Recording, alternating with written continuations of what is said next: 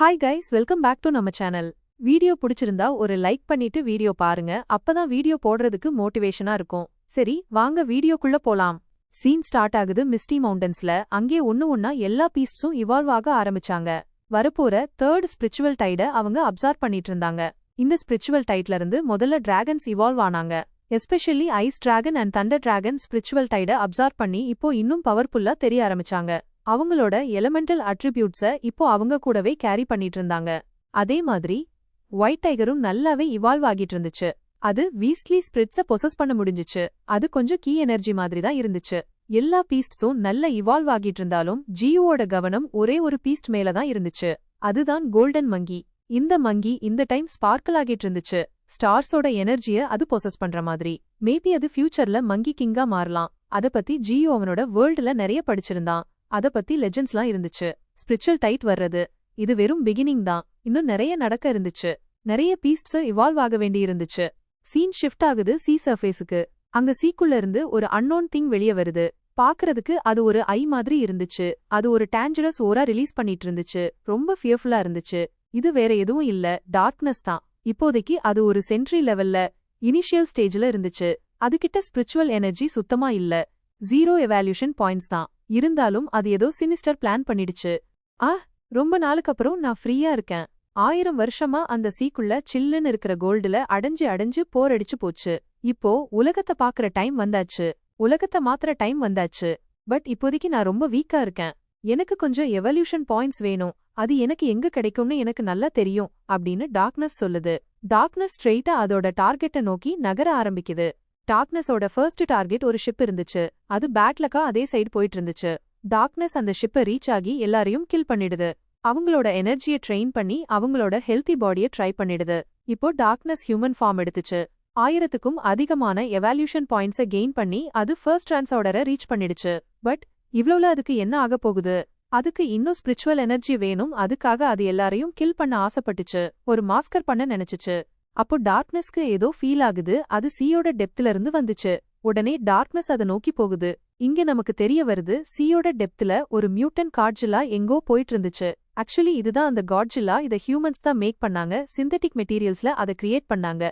And ஒரு ஒன்று எக்ல இருந்து அதுக்கு பவர் கிடைச்சிச்சு. இப்போ அது டார்க்னஸோட விக்டிம் ஆக போகுது. ஏன்னா டார்க்னஸ் இப்போ அதை ரீச் ஆகிடுச்சு. டார்க்னஸ் உடனே மியூட்டன் காட்ஜில்லாவை பொசஸ் பண்ணிடுது. அண்ட் கண் இமைக்கும் நேரத்துல அது தேர்ட் டிரான்ஸார்டரை ரீச் பண்ணிடுது. டார்க்னஸோட growth இதே மாதிரி போயிட்டு இருந்துச்சுன்னா அது ஜியூவுக்கு ஒரு பெரிய த்ரெட்டா மாறும். இந்த மாதிரி டார்க்னஸ ஜியூ எப்படி ஃபைட் பண்ணுவான்னு தெரியல.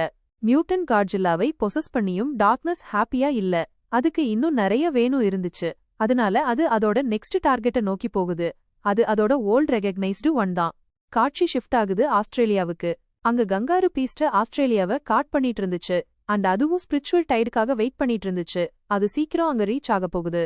அதே ஆஸ்திரேலியாவோட டெப்த்ல ஆஸ்திரேலியாவோட பீஸ்ட் கிங் இருந்தான். அவனுக்கு ஏதோ ஸ்ட்ரேஞ்சா ஃபீல் ஆச்சு. ஏதோ அன்லக்கி திங் வரப்போறதுக்கான சிக்னல் வந்துச்சு. லாஸ்ட் டைம் ஸ்பிரிச்சுவல் டைட் கிரவுண்ட்ல இருந்து வந்துச்சு. பட் இந்த டைம் ஸ்பிரிச்சுவல் டைட் ஸ்கைல இருந்து வருது. நோ, காஸ்மோஸ்ல இருந்து வருது. ஸ்பேஸை யாரு கண்ட்ரோல் பண்றாங்கன்னு தெரியல அப்படின்னு பீஸ்ட் கிங் யோசிச்சுட்டு இருந்தான். அப்போ அவனுக்கு கூஸ்பம்ஸ் வர ஆரம்பிச்சுச்சு. ஆஸ்திரேலியால ஏதோ அன்வான்ட் த்ரெட் கால் எடுத்து வச்சிடுச்சு. அதே சமயம் கங்காரு பீஸ்டும் சீல இருந்து ஏதோ மூவ்மெண்ட்ஸ பாத்துச்சு. அண்ட் கண்ணுக்கு முன்னாடி காட்ஜில்லா வந்து நின்னுச்சு. ஸ்டாப், நீங்க இங்க வர முடியாது. உங்க இந்த ஆக்ட்ஸ்னால நாங்க ஃப்ரீடம் ஃபெடரேஷனோட வார் கிரியேட் பண்ணிடுவோம். திரும்பி செல் பீஸ்ட், உங்களுக்கு இங்க நோ பிளேஸ் அப்படின்னு கங்காரு பீஸ்ட் காட்ஜில்லாவை த்ரெடன் பண்ண ஆரம்பிச்சுச்சு. பட் காட்ஜில்லா இப்போ பொசஸ் ஆகி இருந்துச்சு. அது எங்க கங்காரு பீஸ்டோட பேச்சை கேட்க போகுது? காட்ஜில்லா கங்காரு பீஸ்டுக்கு அதோட ரேடியோ ஆக்டிவ் பிளாஸ்ட்ல ஆன்சர் பண்ணுது. அது அதோட முன்னாடி இருக்கிற எல்லாத்தையும் டெஸ்ட்ராய் பண்ணுது. பிளாட்டோஸ் அண்ட் மவுண்டன்ஸ அது டியர் பண்ணிடுச்சு. கங்காரு பீஸ்ட் காட்ஜில்லா இவ்ளோ பவர்ஃபுல்லா இருக்கும்னு நினைச்சு கூட பார்க்கல. நல்ல வேலை டைம்க்கு அந்த அட்டாக்ல இருந்து அது டாட்ஜ் பண்ணிடுச்சு. இல்லனா கங்காரு பீஸ்டோட கேம் அங்கேயே ஓவர் ஆகி இருக்கும். ஏன்னா பயங்கரமான டிஸ்ட்ரக்ஷன் நடந்துச்சு. சோ சுத்தி டஸ்ட் அண்ட் ஸ்மோக் ஆகிடுச்சு. And dust and smoke clear ஆனப்போ கங்காரு பீஸ்டுக்கு பின்னாடி அதோட மாஸ்டர் வந்து நின்னாரு. ஆஸ்திரேலியாவோட பீஸ்ட் கிங் வந்து நின்னாரு. நீ காட்ஜில்லா இல்லை, யாரு நீ அப்படின்னு பீஸ்ட் கிங் ரோர் பண்ண ஆரம்பிச்சாரு. அண்ட் கங்காரு பீஸ்ட ரிட்ரீட் பண்ண சொல்லிட்டாரு. பீஸ்ட் கிங் கங்காரு பீஸ்டுக்கு புரிய வச்சுட்டாரு. அது ரிட்ரீட் ஆகி இந்த அன்னோன் பீஸ்ட ஹேண்டில் பண்ற ரெஸ்பான்சிபிலிட்டிய அவன் மேல விட்டுடணும்னு.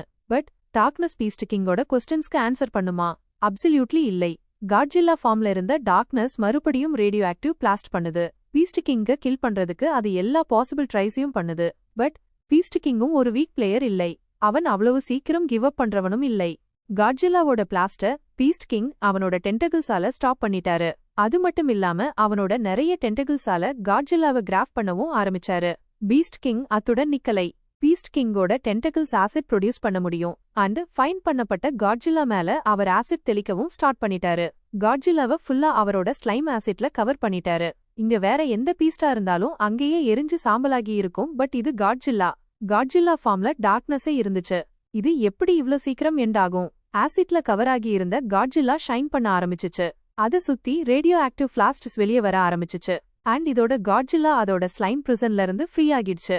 இந்த டைம் வரைக்கும் காட்ஜில்லாவோட ஆக்ட்ஸ்னால பீஸ்ட் கிங் ரொம்ப ஆங்கிரியாக ஆரம்பிச்சிட்டாரு. அண்ட் இந்த கோபத்துல அவர் காட்ஜில்லாவோட டெய்ல பிடிச்சு அதை தூக்கி கிரவுண்ட்ல பேட் பண்ண ஆரம்பிச்சாரு. இது மட்டும் இல்லாம பீஸ்ட் கிங் அவனோட எல்லா டென்டகிள்ஸால காட்ஜில்லாவோட ஒவ்வொரு லிம்ஸையும் பிடிச்சிட்டாரு. அதோட டெய்லையும் பிடிச்சிட்டாரு. அண்ட் 5 பக்கத்துல இருந்தும் அதை புல் பண்ண ஆரம்பிச்சாரு. அதை பீசஸா ஆக்க ஆரம்பிச்சாரு. இந்த டைம்ல காட்ஜில்லா ஸ்கிரீம் பண்ணுச்சு, ஷவுட் பண்ணுச்சு. பட் பீஸ்ட் கிங் எங்க ஸ்டாப் ஆக போறாரு? அவர் அவரோட நெக்ஸ்ட் மூவ்க்கு ரெடி ஆகிட்டாரு.